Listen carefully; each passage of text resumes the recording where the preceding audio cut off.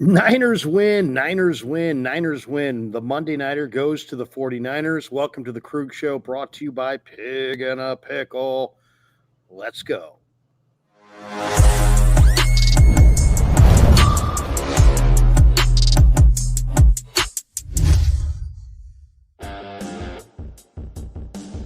All right, off and running after the 49ers beat the Carolina Panthers here at Levi's. Welcome to the Krug Show, brought to you by Pig and a Pickle, the best barbecue in all of Northern California. Check them out. They're in Emeryville. They're in Corte Madera. They're open 7 days a week from 11 a.m. till 8 p.m. or until they run out, and they do run out. So get there early, get some brisket chili. Tell them that Krug sent you. We're also brought to you by Habbas Law. We're brought to you by Sleeper as well. We'll tell you more about Habbas Law and Sleeper later on. But welcome to the Krug Show after the 49ers get their 8th win of the year.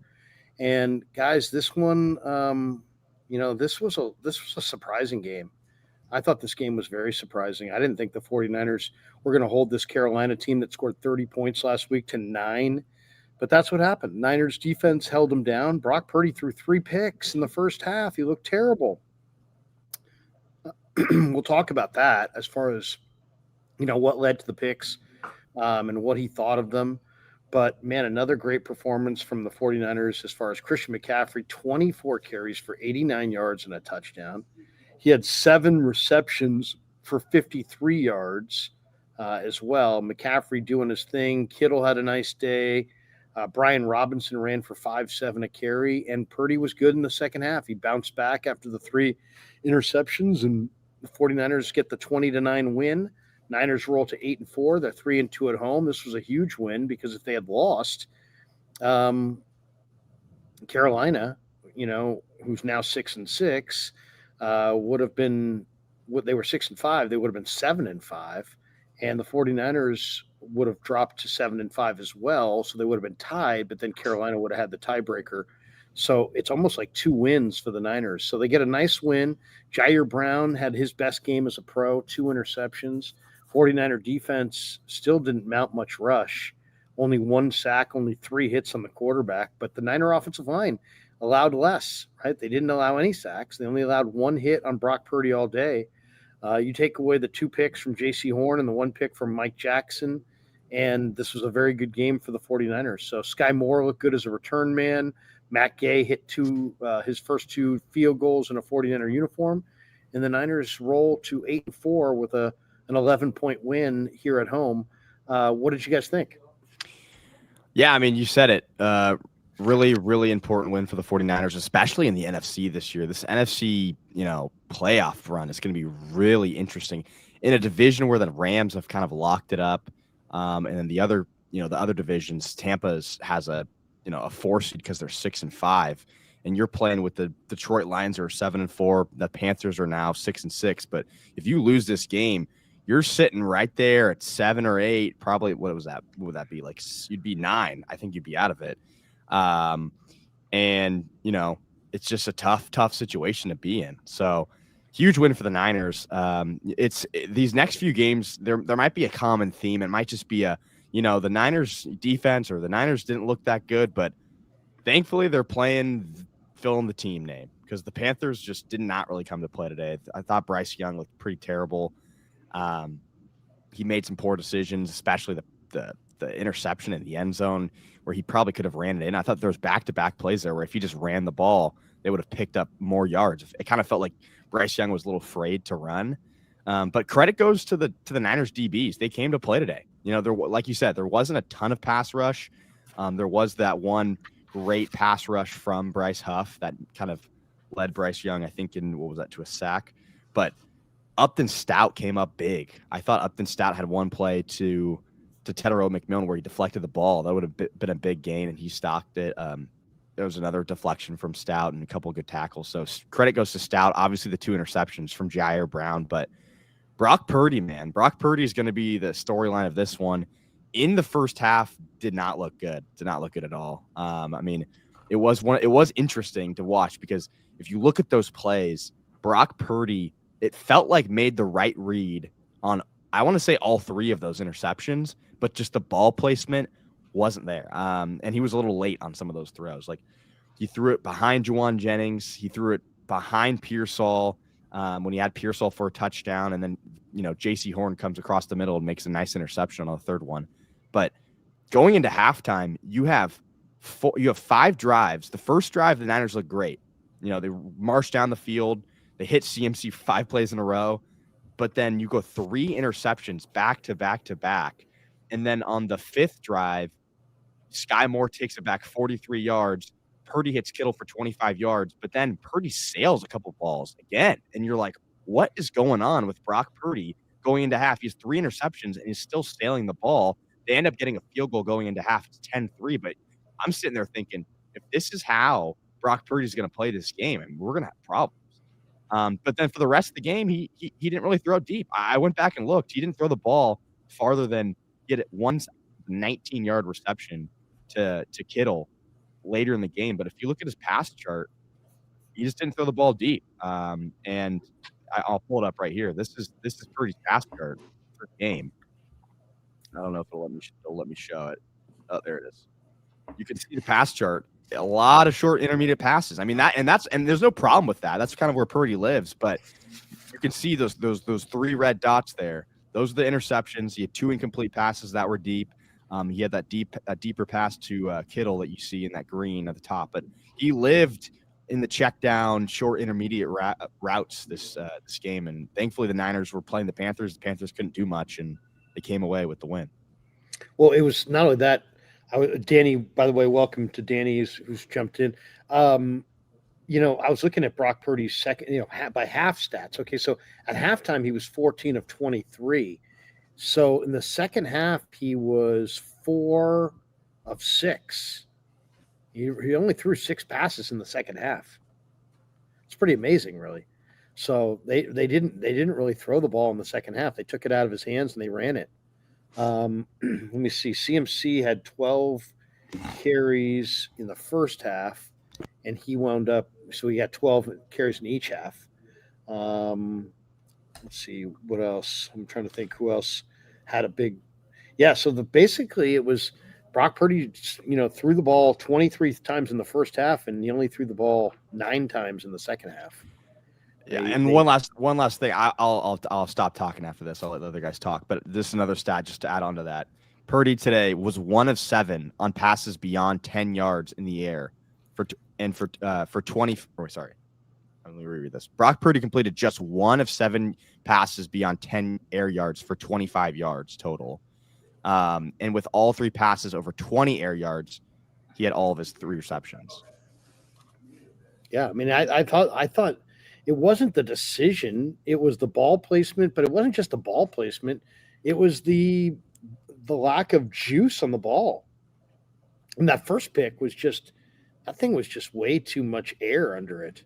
And he said it afterwards. I asked him at the podium the first question. I said, hey, what happened on those picks? And he's like, they were good decisions as far as where to go with the ball. So there's that decision. There's that way to evaluate it first. Did he go where he wanted to go with the ball? Did he go where he should have gone with the ball? And I think the answer to both those questions is yes. But then he didn't have anything on it. And that's a concern. Because, the one thing that Todd Husak and I've watched from, looking at the upper deck is that he didn't really have his right foot planted all that much. A lot of these throws he's making right now, it's like he's out there gutting it out on turf toe. He's in pain. He's not feeling 100%. He doesn't have the same ability to plant, but he's just so damn competitive. He's got so much moxie and guile and desire to win that's what's fueling him right now. He's not throwing the ball like he did in training camp. He doesn't look like that guy. He still is a good decision maker. He's still a great competitor, and I'll take it. But I think we'd be crazy if we didn't notice the accuracy, the arm strength, especially the arm strength. The accuracy hasn't been there, but then the arm strength. There was 2 of those footballs that got picked off that just floated, just hung in the air. And if you're going to hang a pass in the middle of the field and you're going to do it kind of late in the down, it's like bad results are coming. So now, if the Niners had been -3 on the turnover margin for this game, they may have lost the game. But the Jair Brown interceptions made sure that the Niners at the end of this game were only -1 in turnovers. And in -1 at home against a Carolina team that's offense is not great, it was enough to get by. But -1 probably won't be enough to win next week in Cleveland. And it may not be enough to win in the final 3 weeks of the year against Indy and Seattle and the Bears. So they did just enough to win. I'll say this. I was, on one hand, I was a little discouraged because of the Purdy interceptions. On the other hand, I was very encouraged because this Carolina team scored 30 last week, and Dowdle's running for 5 yards a carry much of the year, and he went for 6 tonight, but only 6 carries for 38 yards. He didn't have that huge impact on this game. And I think overall, I mean, I'll take it. 49ers holding Carolina to single digits. I'll take that every time. Let's get your guys' thoughts as we go around the room. Go ahead, Danny. You just jumped in last. What do you think? Yeah, I thought defense played a hell of a game tonight. Pretty much, could have been a very different game had the defense not stopped them after a couple of those turnovers by Purdy. The balls that he threw just lacked the zip. They were pretty. They were pretty in the sense that they had the nice spiral on them, but they were hanging in the air quite a long time. And zone coverage seems to get Brock, right. I mean, that's the thing. Right. That also needs to be mentioned. Brock Purdy has 4 interceptions against zone this year. Make it Carolina 7. plays the highest percentage of zone in the league, and make it 7, right? And now it's 7. That yeah. four before tonight, right? Wasn't it? Or 3 tonight. Yeah, but 4 interceptions against zone before tonight.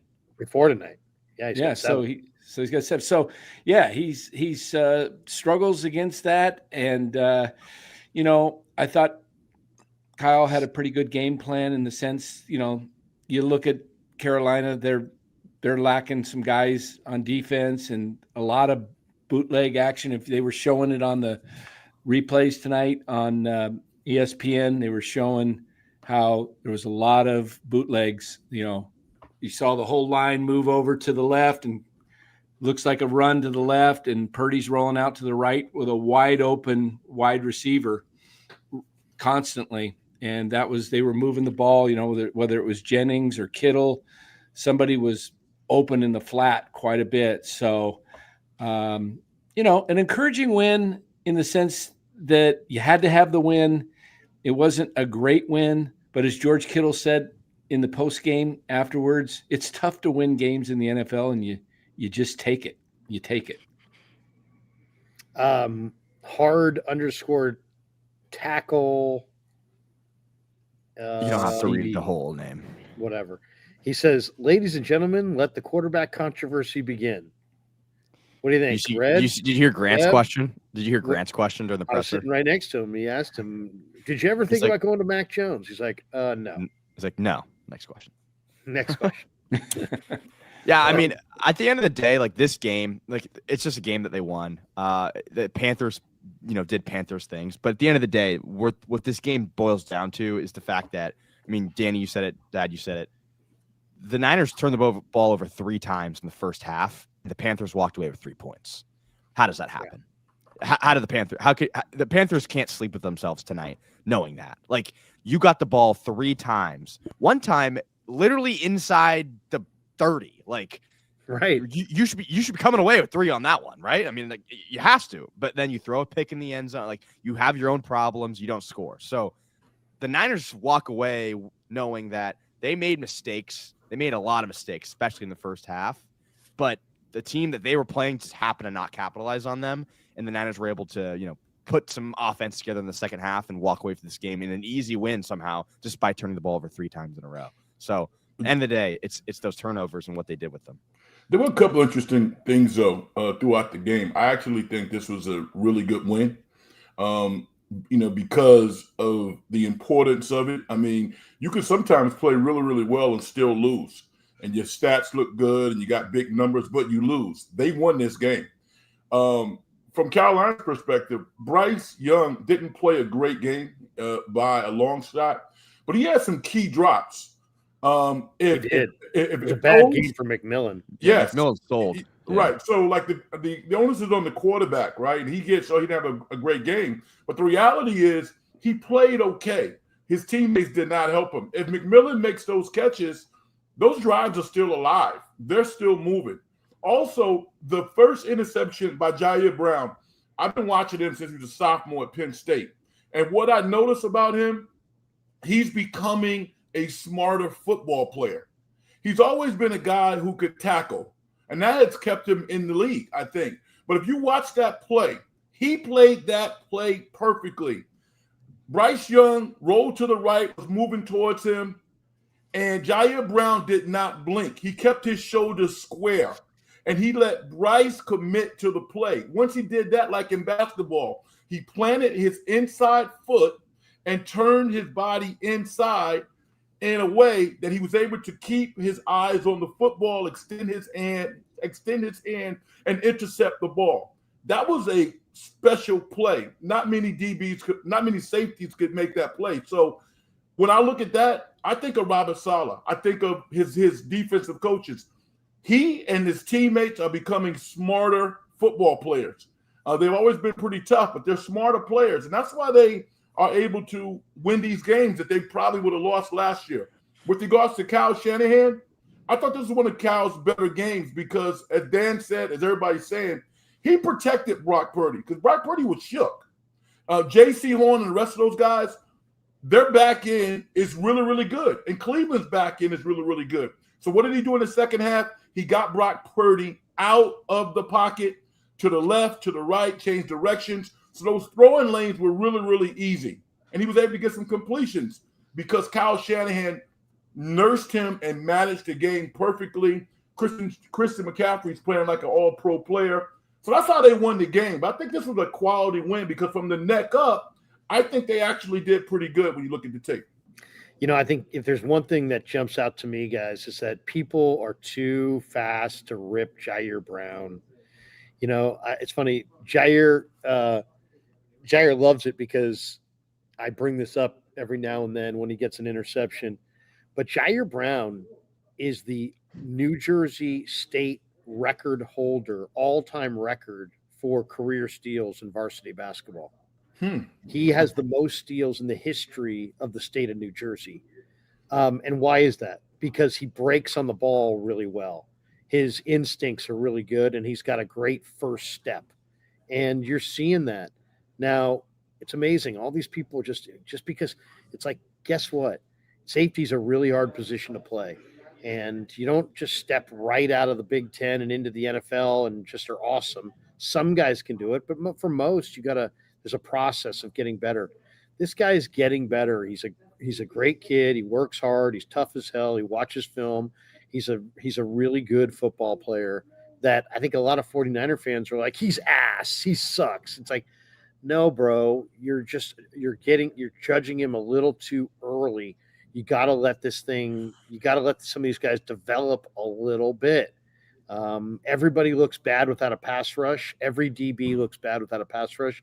This guy had 10 picks in each of the last 2 years in Happy Valley. He's a very productive interceptor, and he's got a great first step to take away the ball. So he's going to get used to it. He's going to start seeing the patterns. He's going to get better, and he's going to play in the league for a long time. I think the one thing that's really kind of nice about what the Niners have going right now on the back end is that they have a lot of good young players who are all going to grow up together. Jair, Mustafa, Renardo Green, Ademo Lenore, Upton Stout, and others. You know, you got a lot of good young defensive backs who are getting they're getting confident. They're getting coached up. They're getting better every week. You can see it. The Niners have some real problems on defense, right? They're not going to be able to get better pass rush for the most part. So when the Niners do improve their pass rush, and it probably is not going to be till next year, I think you're going to see that these guys have been developing while we're looking the other way. These guys are developing. And, all it takes is 1 or 2 games like what Jair had today to start to make you a little bit more confident. But these people that are like, he sucks and he's going to be he's terrible and they should cut him. It's like, no, dude, It's like it's like, are you gonna what's your next move? You're gonna roll down to the nursery in Walnut Creek and start heckling the babies? Yeah, you're not gonna amount to shit. You're just laying there. None of you guys can walk. I mean, you got to give it a little time. All right, you got to give it a little time. You can't just heckle the babies. You gotta give them a little bit of time. You got to give them a little bit of time to develop. So I just think that's what we're seeing here. All these young DBs. Right now, they're developing, and they're developing just because of good coaching. Mm-hmm. Wait until they actually have a pass rush in front of them. So I really like what I saw. Well, I like what I'm starting to see from the young DBs. And, if you without pass rush, a lot of times, I mean, most coaches will tell you, if you don't have pass rush, it's just a matter of time before your young DBs all have no confidence. But Robert Saleh is bringing these guys along, and they're getting more confident despite the fact they don't have a big rush up front. And that's encouraging. And eventually they're going to get help, right? I mean, it's not going to be this year, but eventually they're going to get more, guys up front. And then these young DBs are going to be even better. But I like the way they're coming on right now. I really do. That was one of the biggest positives. I like that you pointed out the fact that Jair is a productive interceptor, or was a productive interceptor in college, because we do forget that. And that was one of the things that we talked about a lot when he was coming out of Penn State was the ball production. And especially on this team, like, this is a term that they use a lot in college football, but I've never really heard anyone use it for the NFL, probably because everyone's more buttoned up. But they use this term called havoc, like wrecking havoc. And some defenses can wreck havoc and create havoc plays or whatever you want to call it. And that's basically just big plays, turnovers, stuff like that. And I think for the Niners, this defense that's young, not really holding any offense to much less than what they should. I mean, if you look at this game, the Panthers technically outgained them on a per play basis, 5.3 yards per play. That's pretty decent. But if you're able to wreak havoc with a defense that can't really stop the run as well or stop the pass, like, you're going to be able to stay in games. And like, if Jair Brown can turn into a productive interceptor in this secondary, that's going to change this Niners defense. Like, I really do think that that's going to be a huge instrumental part of this defense staying, competitive with the better teams, is if they can start making those turnovers. Because, I mean, we were talking about the stat earlier in the year. The Niners went like 10 games or 11 games without an interception.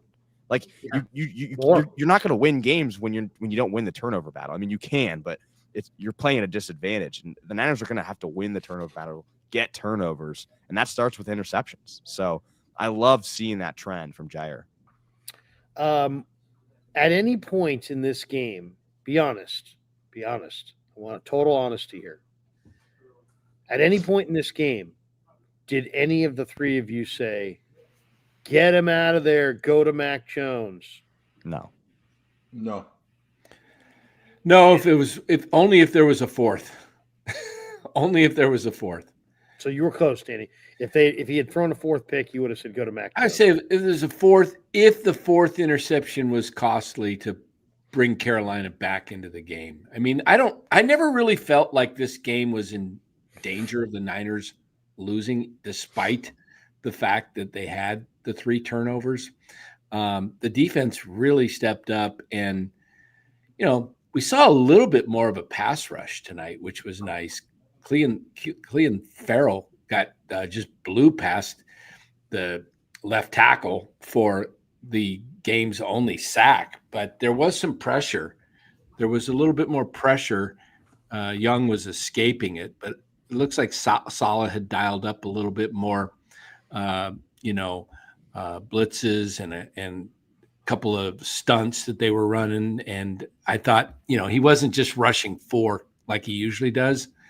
And so I was happy to see that. But I didn't feel like Brock. Now, next week, if there's going to be a game he gets pulled, it's going to be next week, because we know his history with the weather. It is wet all week in Cleveland, and chance of snow on Sunday. I looked at the forecast. It's either raining or snowing with about a 40 to 50+% chance every day this week.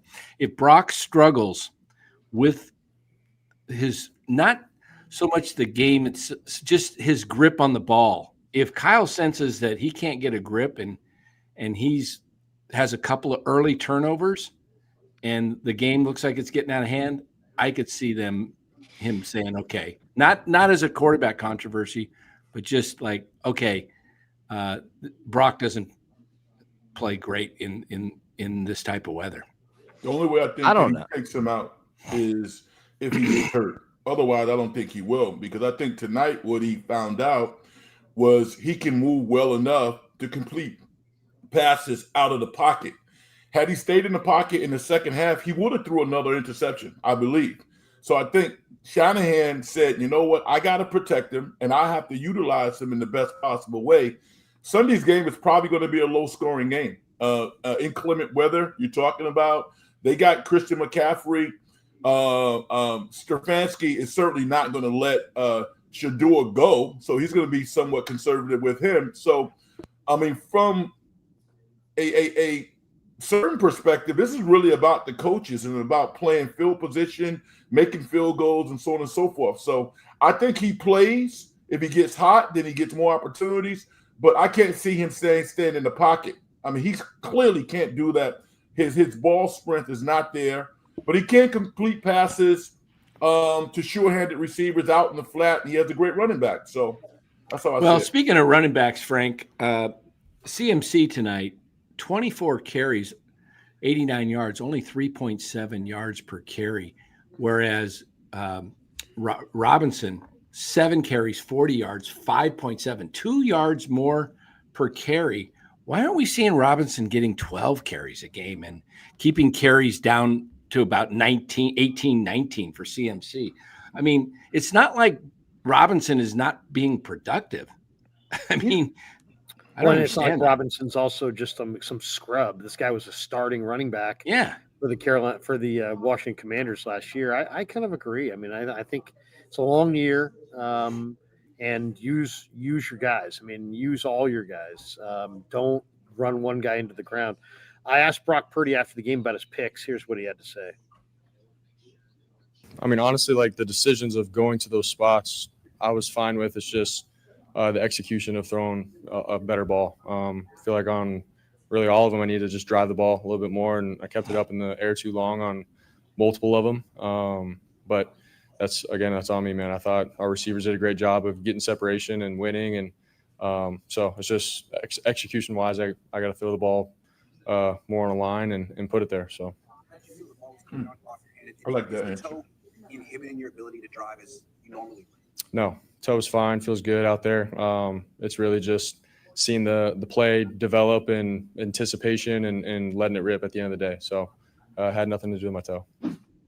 Yeah, there you go. A little bit of Brock Purdy there. But, I'll say this. I like the fact that there's no dodge. There's no bogus BS excuse. It's like, hey, look, I made the right read. I threw it where I wanted to throw it. I didn't throw it the way I wanted to throw it. And I left it up. I hung it in the air too much. I mean, we could sit there and yell and scream about a lot of it, but that's really it. I mean, that's really it. I mean, what happened there? That, he made the right read. He found the right guy, but the ball kind of hung up in the air, and he's got to put a little bit more on it in those tight windows. The other thing is, we talk about zone versus man. In man, you can lead your guy to the void in the defense. In zone, you got to rip it in short areas and short windows, and guys can peel off of wherever they are in the zone and attack that ball, and that's what we saw. So, but I like the fact that he's not sitting there going, I don't know what happened. I'll have to watch the film. He didn't dodge like that. It was like, hey, you know what? I did what I wanted to do with the ball, and I made the right decision, but my execution wasn't right. And then he stated what wasn't right about it, which was that there was just these medicine balls. He's throwing too much. He's put too much air under it. He's given the defense too long to adjust to it. But the fact that he recognized it, acknowledged it, I don't know. I mean, not everybody can do that, and I'm impressed by Purdy. Just the fact that he hasn't seen the film. It's less than a half hour after the game. It's an emotional game. But, you ask him a tough question. Hey, what happened on the 3 picks? He gives you a candid, real answer that is reflective of his thinking. And I mean, it is what it is. It is what it is. He It is threw the what it is, picks. but not everybody owns it. He owns that moment. Well, I mean, yeah, but whatever that means, like it means that. But I think like it's more going to be about like, is this a trend? Like, is this a trend coming off the injury where he doesn't have enough zip on the ball? Because it's like, yeah, he says, obviously he says, it's not my toe. And I'm not trying to be conspiracy theory here, but it's like, I need to put more zip on it. Well, it's like you probably thought that after the first time, and then you did it again, and then you probably thought that again, and then you did it again. So it's like, what is this just I didn't have enough zip on it 3 times, or is this going to be like a game after game situation? On the second interception, the one that was to the end zone to Pearsall, it was online. It just hung up. But I think the mistake Brock made, and I think if he had it back, now I haven't been able to see the all 22 and see the actual replay, but on TV and in live action, it was 3rd and 6, and he was scrambling, and he looked like he had the field right in front of him where he could just run for the first down, and they were, driving for a touchdown. Just move the line, keep it going, get the chains moving, get the first down. He'd already scrambled earlier for a first down, and it looked like he saw Pearsall, and it was one-on-one, but the safety, he thought he could get it up high enough to get it over the DB's head and hands and get it to Pearsall, but then the safety came from the left side and just jumped in front. But what did you see, Larry, on that? You had a good view. Could he have run for the first down on that? Which one? The 3rd and 6 play where he was thrown into the end zone to Pearsall and it got picked. It looked like live he could have just run for 7-10 yards. Well, yeah, I mean I thought there was 3 or 4 examples where he had a lane and didn't take it. I think he's a little bit hesitant to run, but there were other times in this game where he did take the lanes that were given to him and he did run. Let me see his final rushing total. Yeah, he had 6 runs for 16 yards, including a 9-yard run. His 9-yard run was a run right up the middle. I thought that play that you're talking about, Dan, like he had a defender running right up his back. Like not right up his back, but was chasing him from behind. I wonder if he would have been able to like accelerate fast enough to get out. I don't know. I mean, he can't see that guy, so I'd like to see it over again. Yeah.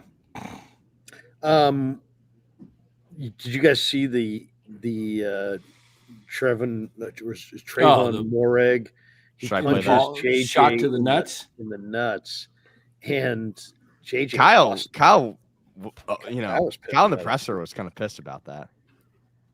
I mean, it's just an obvious cheap shot. Yeah. And I wasn't sure what had happened because JJ was so emotional about it. I didn't really see it. I saw the guy, but I didn't see Here it. it is. It's a left hook. In his first game. Let's take a look. Damn. Right. Right. Here it Left. comes. Look at the left. I think We that's skipped it. Juwan Gentle. Let's see. Hunt. All right, it's this guy right here, left arm. Yeah. 7. Okay. Yeah. All right, I'm looking at his arm. In Okay, his see. first game. Let's take a look and see Frozen. if Oh, did it freeze? Yeah, it froze. Oh, I'll play with you. We just play it live a couple times to see. in his first game Merrick So- said anything or who They should find that guy for that stuff like that. I mean, come on, man. Remember the guy a couple of years ago who was on Clemson, who used to like grab people's balls? Christian Wilkins. That was Christian Wilkins. He's not. Yeah, and that guy's now out of the league Yeah. because nobody wants him grabbing him. Right. This dude used to grab people's balls down in the scrum. Can you imagine that? That's crazy. No, man. I cannot. I can't even. I mean, Christian. Heck, He's a pretty good player too. you could drive drunk. You can do all kinds of terrible things. Guys in the room will forgive you. You start being a nut grabbing monster, and guys won't forgive you. No, they won't. And that's it. So I mean, this guy's out there right Nice now. take. Yeah. Some things can be forgiven and some things can't be forgiven. It's amazing though. It's like, some guys go to jail and it's like, oh, you know what? That's more forgivable than grabbing somebody's nuts in the pile. Yeah. So anyway,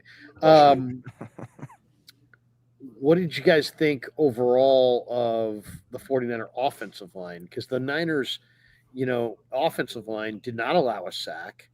This Carolina defense, they traded Brian Burns, so they don't have the sack masters they used to have. But, I would have thought that Carolina would have gotten something. They got no sacks, and they got one hit on the quarterback all day. I mean, it was Ashawn Robinson who got the only hit all day on the quarterback. I mean, overall, you gotta say that the 49er offensive line is doing the job there. I mean, one hit on the quarterback, no sacks. I'll take that every time. Yeah, you're my offensive line guy, Larry. So, you're up close and personal.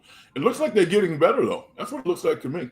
Yeah, they're running the ball better. They're protecting. So, it's going to be a week-to-week thing with this offensive line where when they play a good team, they're going to look terrible, and when they play a bad team, they're going to look great.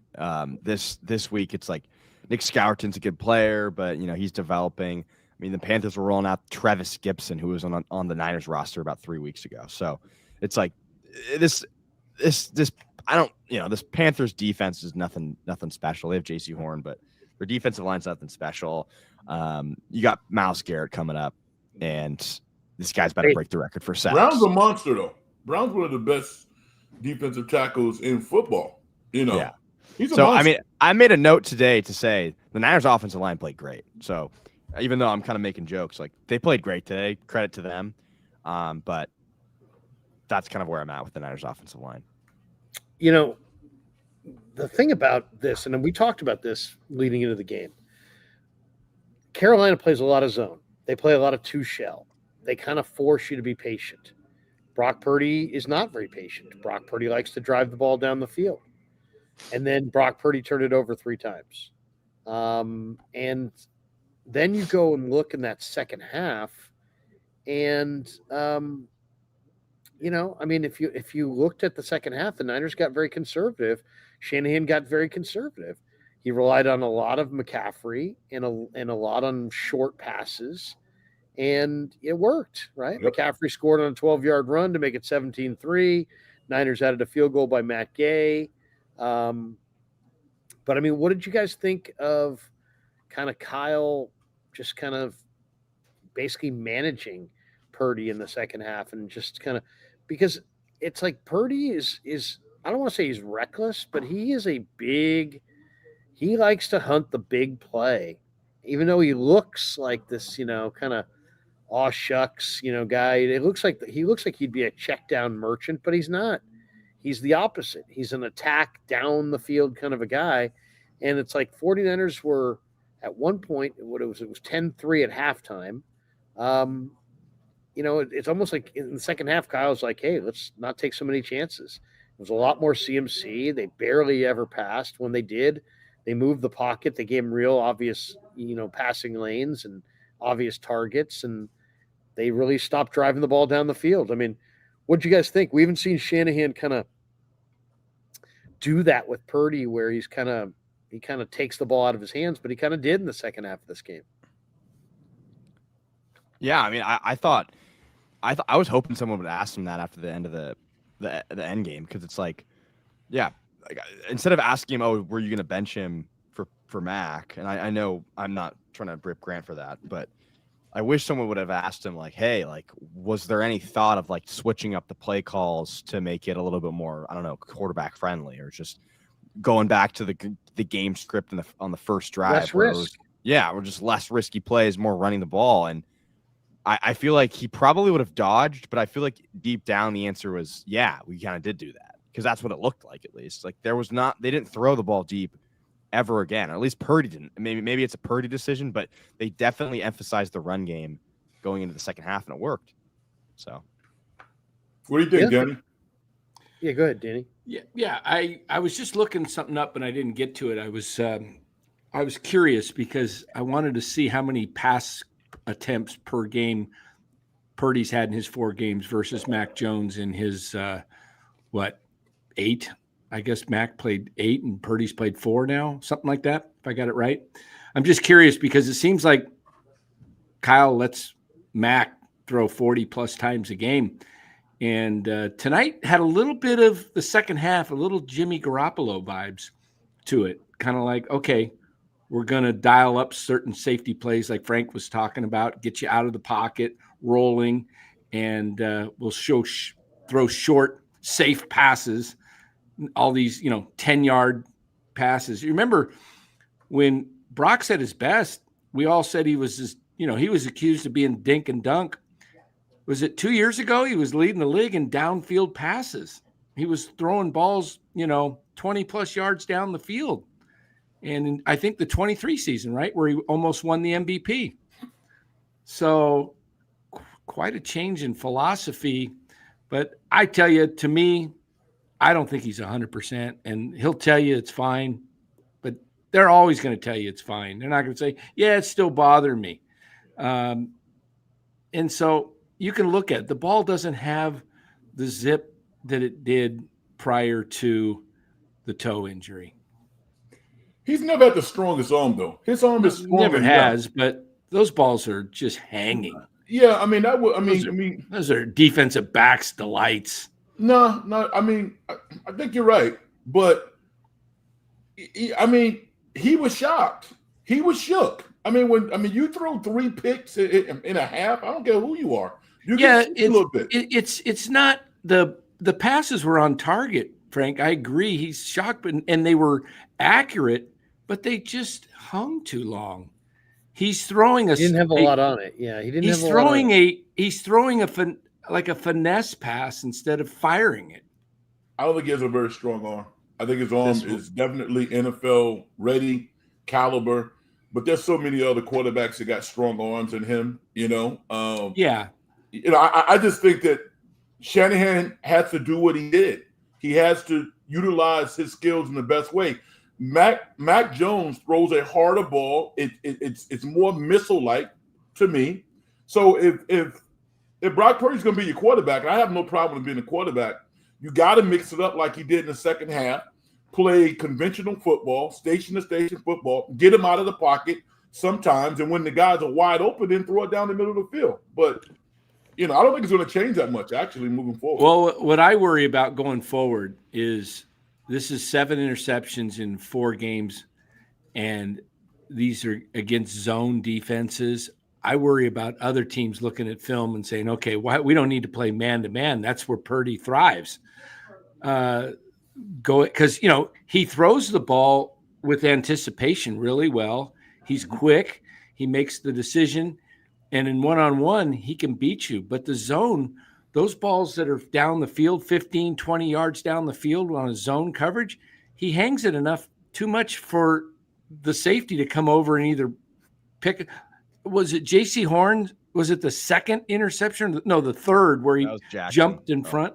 Michael Jackson had the second one. The third one, the last one where it was he just picked. That was beautiful. That was a great interception that was Horn. Yeah, sorry. Yeah, that was a nice pick, but again, easy to read when you see the ball, the guy starting to throw, and the ball doesn't have enough zip on it. Anybody with speed and anticipation and instinct can get to those balls. He's got Baker Mayfield.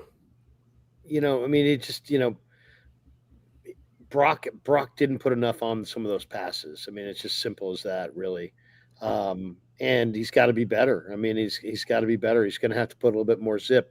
Now, maybe he's taking a little bit off because he needs to do that to be accurate with the ball. There's always that. We're a number of minutes into this live stream, and we've yet to mention that the guy that everybody talked about all week was going to have a big game didn't do shit. Ricky Pearsall didn't do anything. He had 2 catches for 6 yards. He had 4 targets. This guy's a first-round draft choice. He's played 6 games. He has no touchdowns.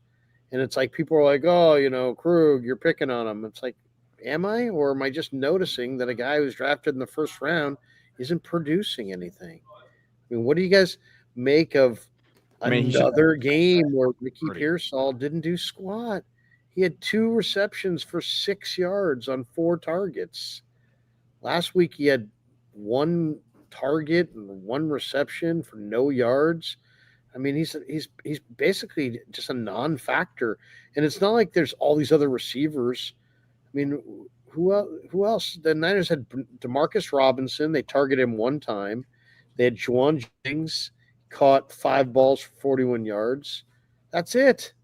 Where Only was had 3 receivers who did anything, and Pearsall 2 catches for 6 yards after last week 1 catch for no yards. I mean, was Kendrick Bourne not active tonight? With this first-round pick, was Kendrick Bourne not active tonight?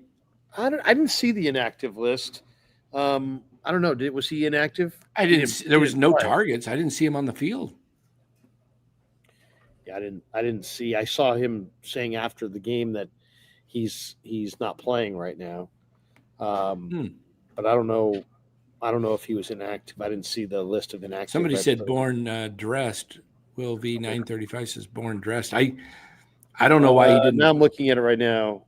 Inactives for the Niners were Givens, Colby, Beal, Bethune, Jordan James, Eddie Pinheiro, and Jordan Watkins. So he was active. Speaking of Bethune, man, Every every team this guy's played, we've seen double-digit tackles.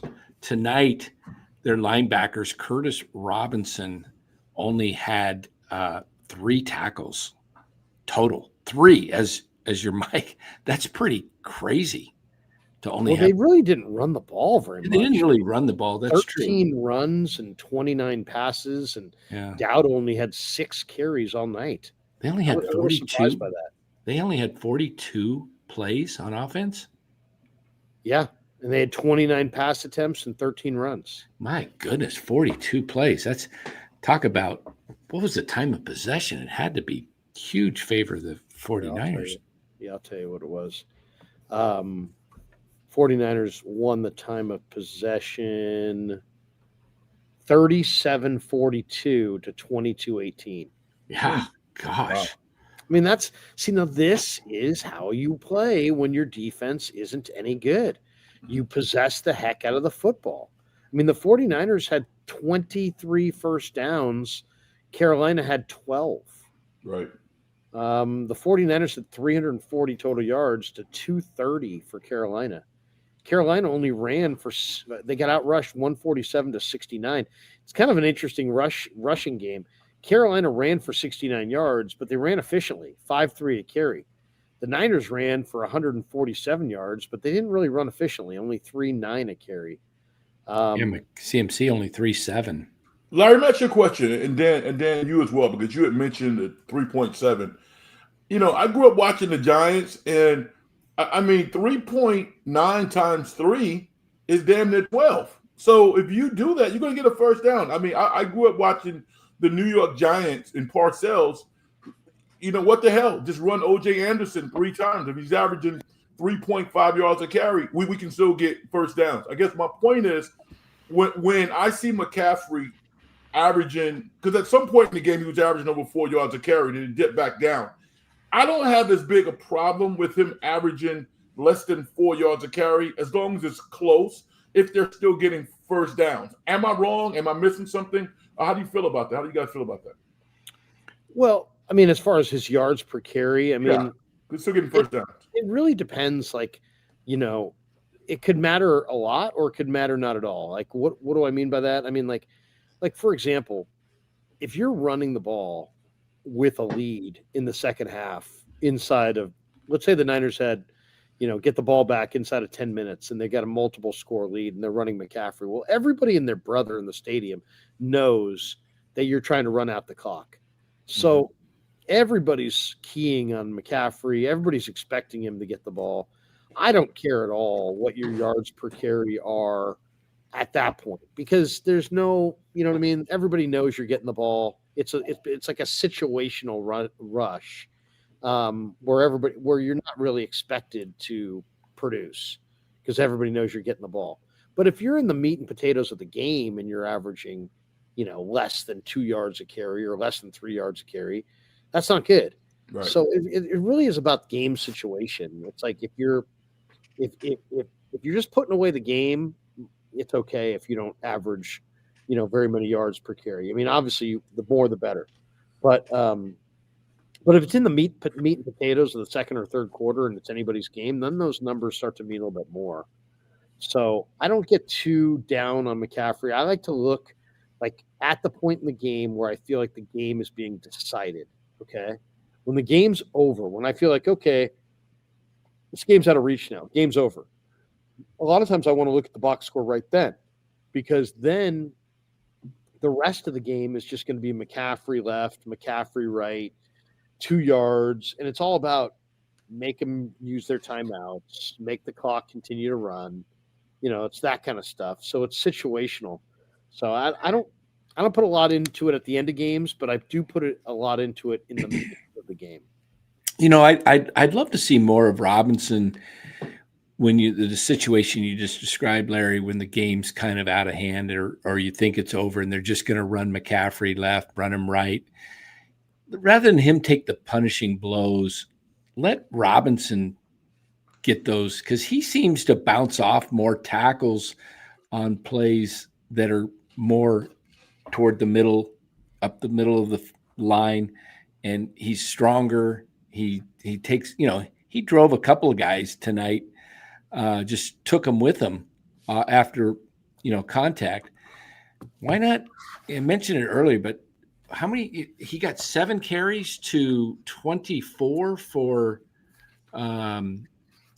Christian McCaffrey. There's no tonight? question, Danny. I mean, we can talk about this every week, but they overuse Christian. Yeah, I mean, Kyle at some point, does, and at some point, they're going to have to learn their lesson, or it's going to be a painful lesson. So let's do this. Let's tell everybody that 49er football season is presented by Sleeper, the fastest growing fantasy platform in the world. It's a one-stop shop. You get blazing fast news, real-time stats, group chat, season-long leagues, and, of course, Sleeper picks for daily fantasy. Use promo code Larry, and Sleeper will match your first deposit up to $100. Links in the description. Terms and conditions do apply. And thanks to Sleeper for being a proud sponsor of the Krueger Show. Let's do this. Let's get our players of the game, and then we will have our Habbas Law supers, and we'll bolt for the door. Since it is already 10:47, I got to drive all the way back to Walnut Creek. So why don't we do this? Let's go with our game balls. Kev, we'll start with you, and we'll go around the room. Go ahead. Game ball tonight. I'm going CMC. I'll take the chalk. I'll go with the easy one. I mean, we were just talking about this, but there's no one more important to this team than CMC. That's why I was saying, if we're talking about players getting older and winning now, the player that you have to think about the most when you think about, how many years does this player have left for the Niners to make their run at the 6th Lombardi? It's Christian McCaffrey, because there truly is no one more important to this offense. The game started off with literally just 5 straight passes to CMC, or not passes, but touches to CMC. It was ridiculous. I mean, it's like the guy, you would think the teams by now would have figured out a way to stop just CMC, because that's the guy they like to go to. But no, I mean, he's just too much of a mismatch with these linebackers to do anything. I mean, it's just ridiculous. And he still has it, man. I mean, I thought there's been times where I thought in my head, maybe CMC looks a little diminished, but today he proved it, man. He's quick as ever, and he's everything. So I'll give my game ball to CMC. Frank, who gets your game ball? Juwan Jennings, for a lot of different reasons. I think he's rounding into the guy that Kyle Shanahan wants him to be, and who he needs to be. He's playing really good football right now. He's probably one of the more physical players on the field week in and week out. No silly offside penalties.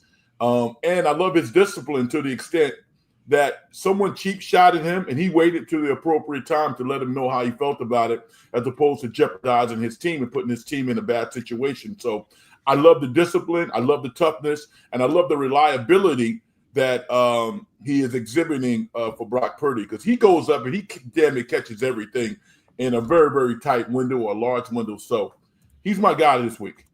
Danny, who do you got? All right. I am going to go with the kid from Penn State.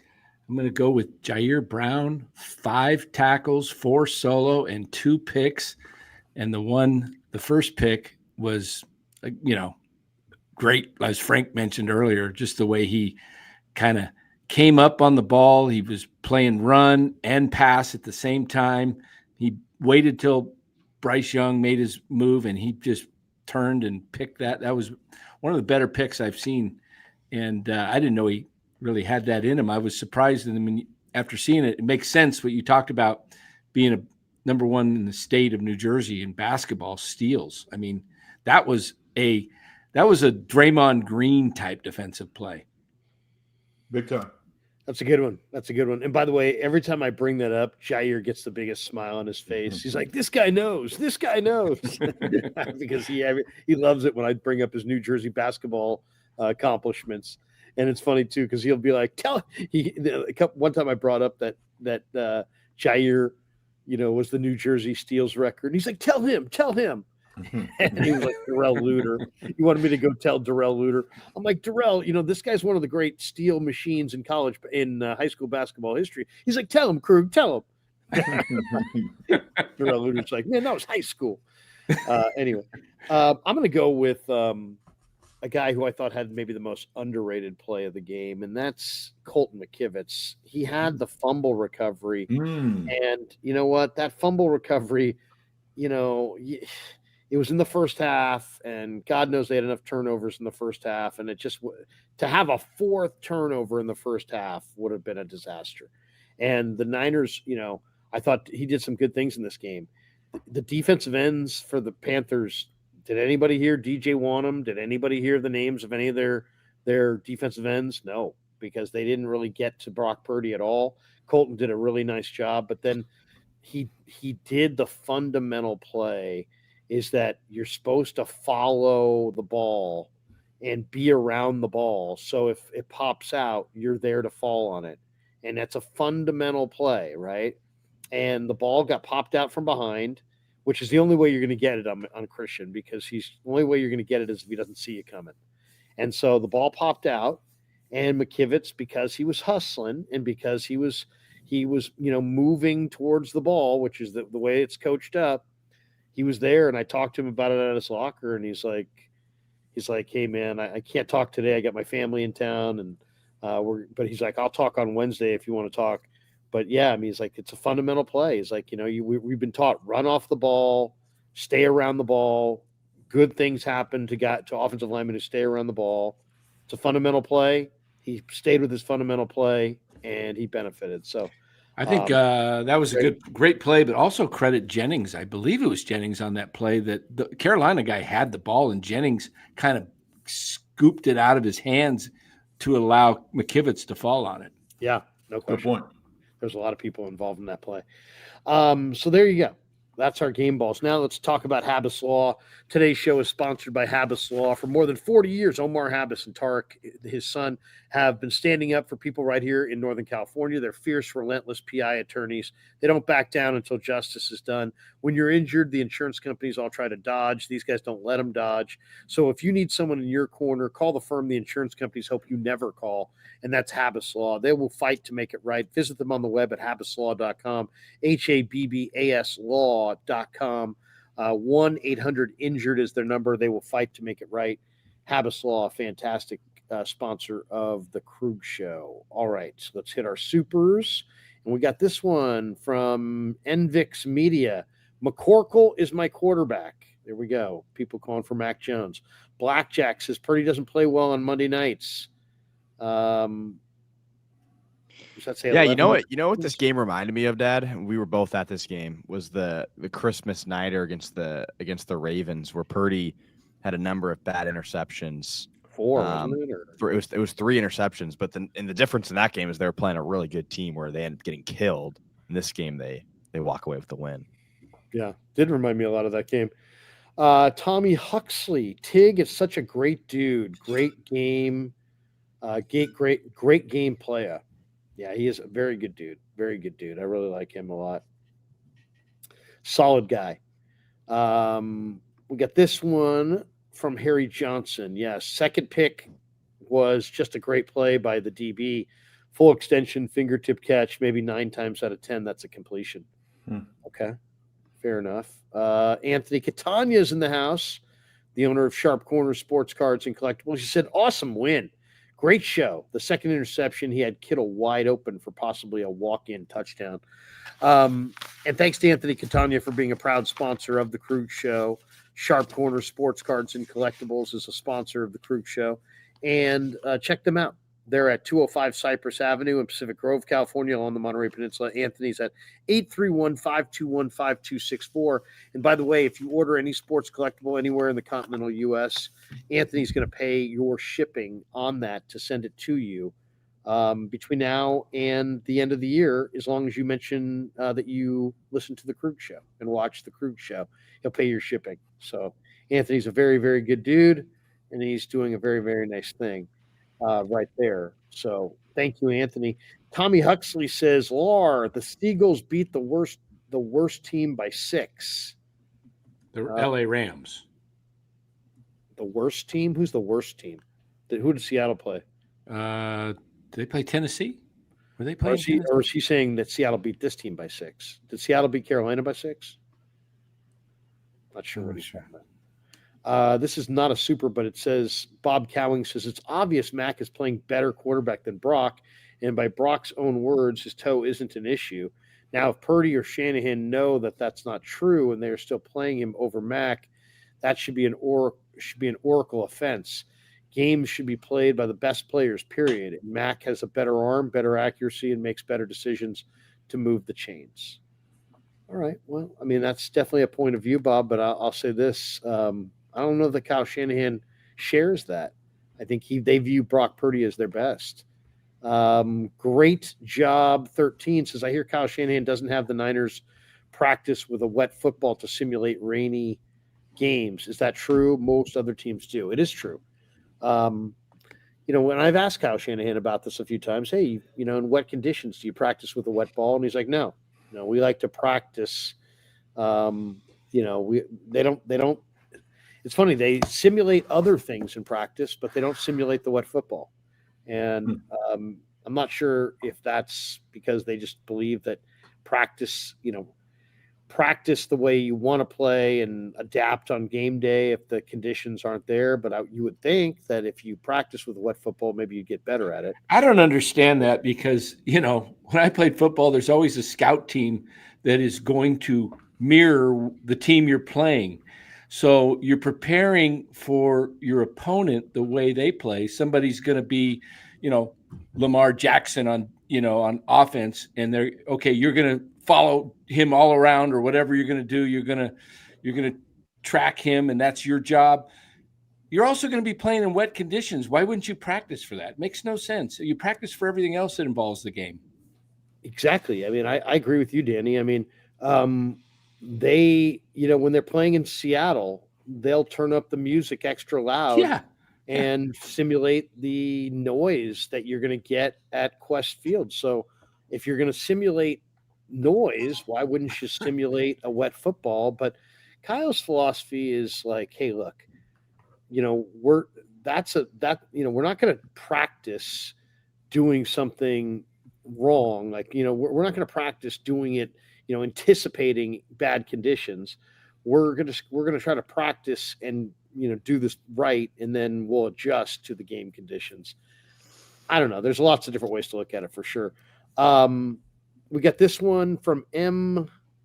Bay Lyx. Jim Schwartz owns Kyle. Browns win by 3 points. This Browns team had 10 sacks this weekend. They also had 20 hits on the quarterback. 20. Yikes. 20. I mean, that right there is amazing. James Foster says, Ricky gets up, dude. More hops than an IPA.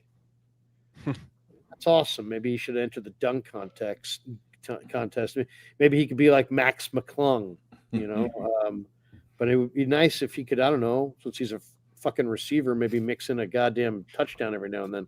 Well, I mean, to his credit, he probably had a touchdown if Purdy throws them a good ball in the end zone there. So there's a touchdown for you right there. I didn't think he was open. I think he was open. I think the ball was just behind him. I think brief second. He had to throw it. That was a small window. That was tiny. I think he was open, and then the ball starts trailing behind him, and so he has to kind of take a one step, like slow down, and the guy catches up to him, and then it's. How about this? If you go into the Niners locker room, there's 3 things on the wall. It's like, these are our 3 rules: don't be late, protect the team, and don't make excuses. But this is the thing. I think you're picking on him if you're saying that I'm making an excuse for him. Like he's not. I'm not making an excuse for him. Like he was open. I'm just saying, no Purdy excuses. took the blame on that one. All I'm saying is no excuses. Don't make excuses. It's like you're a first round pick. Produce. I mean, and if you don't think touchdowns are important, that's fine. How about yards? I mean, can I have 50 yards from a first round pick? I just don't think he's not. It's not like he's not open. That's what I'm saying. Like that, all he can do is get open, right? He can't throw the ball to himself. I hear you. Harry Johnson says, "Nut grabbing monster." Nice job, Larry. Did I say that earlier? Michael says 32 degrees with moderate rain next Sunday in Cleveland is the projection. 49ers better run the ball good next week and versus that front, especially in the snow. Is it going to snow? Possibly. Wow. I didn't think that was going to happen. So maybe snow tomorrow or snow next Sunday. Stefan says, did Brock know we were wearing red? Ouch. DeBig says, first 2 interceptions, bad throws. Third one was a bad decision. I actually thought the second one to Pearsall, the one that was in the end zone, was the bad decision because, again, I thought he had just take the first down. Looked like you had it. I mean, the worst decision of the day was easily Bryce Young throwing the interception on fourth down, 1st and goal from the 1, and you're throwing an interception.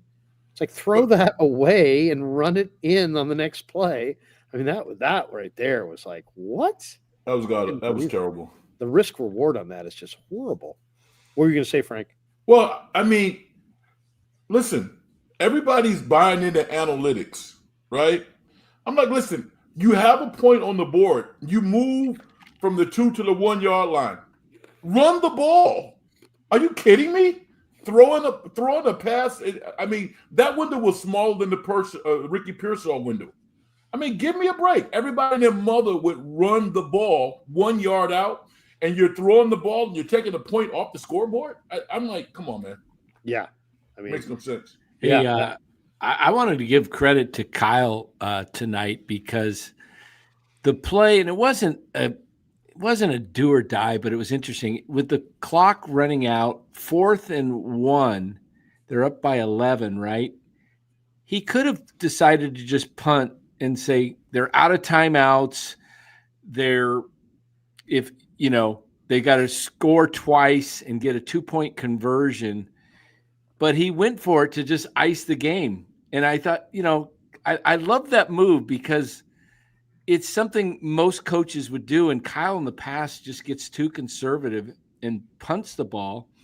If you didn't make it on that 4th down, Carolina could conceivably, come down and score quickly and then have a shot. But I just love the idea that he didn't even give him an opportunity. He says, I'm just not even going to give you the ball back.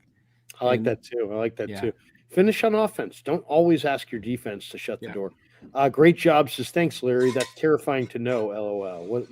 What's that in reference to? Does anybody know what that's in reference to? The ball grabbing thing. ACU. Goal this year, CMC to the Hall of Fame. I mean, the goal this year is to win, but how about goal this year is get to the playoffs and win a game or two, and who knows? I mean, anything can happen this year, really. I mean, I really kind of believe it's wide open. Great job. Says last thing, Peyton demonstrated how to do the wet football practice on a recent Monday Night Football with Peyton and Eli. Not that hard. Kyle's a psycho. Kyle's a psycho. There you go. Purdy good. Says Pearsall could be more like A.J. Brown and throw his teammates under the bus for his lack of targets. Yeah. I like how that's like the only choice. The only choice is, you either produce nothing or throw your teammates under the bus. How about just catch the ball? Not that hard. Purdy said Pearsall could be more. Okay, we got that one. We got this one. Rez-Thug 707. Love the show, Larry. Keep up the content. Thank you. Appreciate that. All right. That is going to do it for us. All the game balls and the super chats were brought to you by Habbas Law, 1-800-INJURED, HabbasLaw.com on the web. All right, guys. And you could also throw in Juwan Jennings balls. Were brought to you by Juwan Jennings balls were brought to you by Trevon Moreg. Frustration. Once a Raider, always a Raider, right? Yeah, once a Raider, always a Raider. Raiders just gonna Raider. You know, it's just the way it is. Anyway, that's gonna do it for us. Time to bolt for the door. Thanks to Pig and a Pickle. Thanks to Habbas Law. Thanks to Sleeper. Thanks to all you guys. Frank, tell people about the In the Dungeon show and when you go live next. Are you going? Did you already go live tonight, or you went live last night? No. I went live last night, and I keep thinking a couple of your listeners and Dan's listeners are checking out the show, and it's great. I want to thank everybody for that. Give me a follow. In the Dungeon show, right there in red. It's all together. Give me a follow next at Big Frank Red, and thank you for the opportunity. And you gentlemen have a great time with your families, and have a wonderful Thanksgiving, man. Yeah, man. Do the same. You staying local, or you? Yeah, I'm staying local. Yeah, no, I'll be around. Well, hey, man, great to see you. Have a great rest of your night. Danny will give me your quick thumbnail on tell people if they haven't heard of NorCal Sports Network, when you go live and when you're going live next. Yeah, NorCal Sports Network. We're probably going live right now, pretty much Mondays, Wednesdays, Fridays. Sometimes we'll throw it up and mix it up, do a Tuesday or Thursday, but covering Giants and off-season Major League Baseball, talking a lot about free agency, what the Giants may do. I have a video coming out tomorrow on the starting rotation, which Bleacher Report projected. I give my own opinion, what I think it'll be. And check us out, NorCal Sports Network. Appreciate it. There we go. Danny and I do a baseball stream here in the next week or so. I'm waiting for the Giants to sign Imai. That's the guy. That's the guy I put out my video today. I think that's the guy they should go after. 150 pounds, but he's 150 pounds of dynamite. All right, Kev, tell people anything that we need to say before we get out of here. Yeah. Follow the Krueger Show on TikTok, on Instagram, on Facebook. Subscribe on YouTube and leave a review if you're listening to this on audio. Besides that, I'm falling asleep here. I'm getting old. This is my bedtime or something. I got one closing thought I want to say, because I said it last week, and I want to say that Niners, Kyle, if you win the toss, I don't like the defer. Take the ball like Bill Walsh. You got one of the best offenses in the league, a young defense. Take the ball down like you did tonight, score, and go up. Niners play better football when they're ahead. There you go. Ladies and gentlemen, that was Dan Coach Emilio lecturing Kyle Shanahan. That's what I wanted to say. Yeah.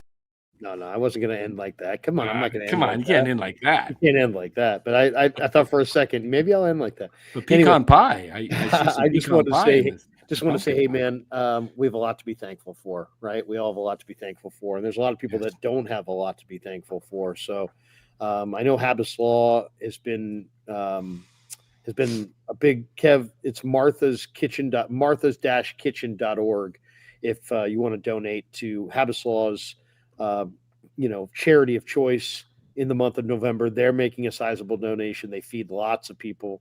I just want to say, hey, it's late. We're all taking off now, but I just want to say I appreciate my friends. I appreciate my family. I appreciate this channel. I appreciate all of you. And onward and upward. It's been a lot of fun, and we got more to do in the days ahead. So thanks to Danny, thanks to Frank, thanks to Kev, thanks to all of you. Peace. Have a great night, everybody, and happy Thanksgiving. Yeah, never met a man I've been scared of. Careful.